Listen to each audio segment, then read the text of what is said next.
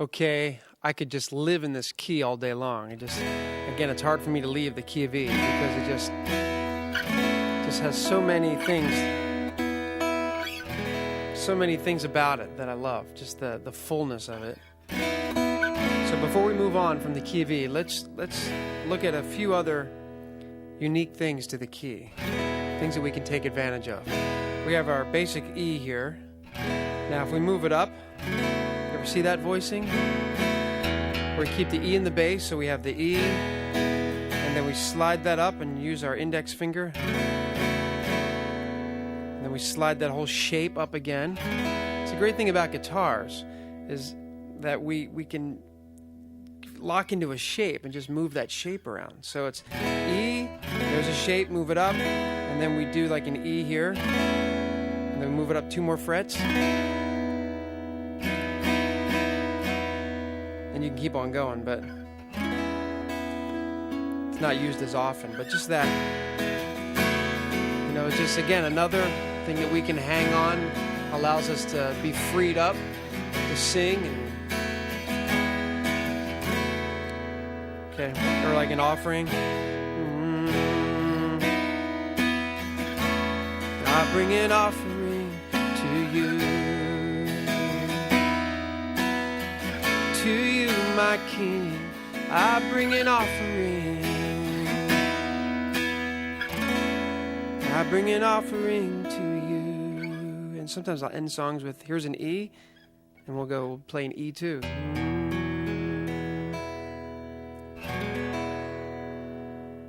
I want us to start, let me just put a capo on, and that puts us in the key of F, which is really the key that offering was written in. I bring an offering to you, my King. Now here's a consideration when we capo, is always be aware that when you capo, it could alter the tuning ever so slightly on your guitar. That's why having a good visual tuner is helpful. So in the middle of a song, if I have to capo up, sometimes I'm aware that, and you have to get to know your guitar, I'm aware that on this particular guitar, that sometimes the B string will be a little bit sharper once I capo than it was when it was completely open.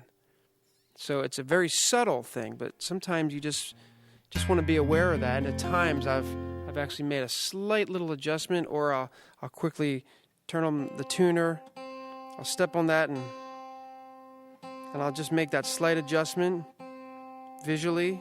I bring an offering to you.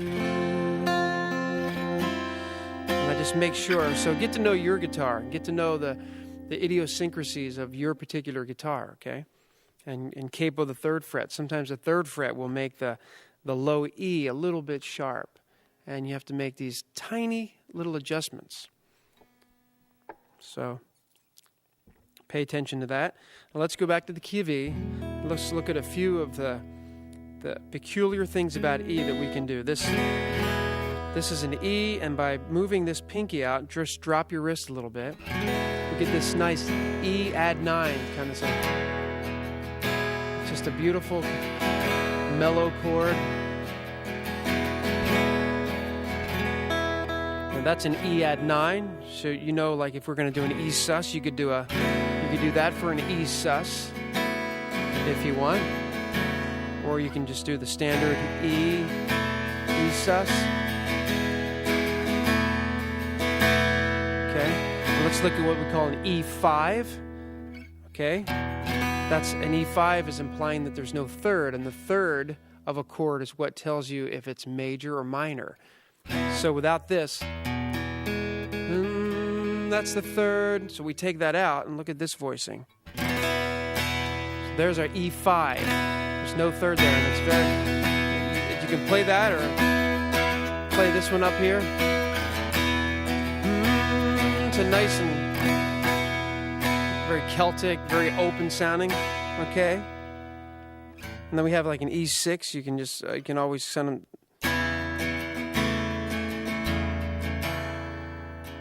One way to play E6.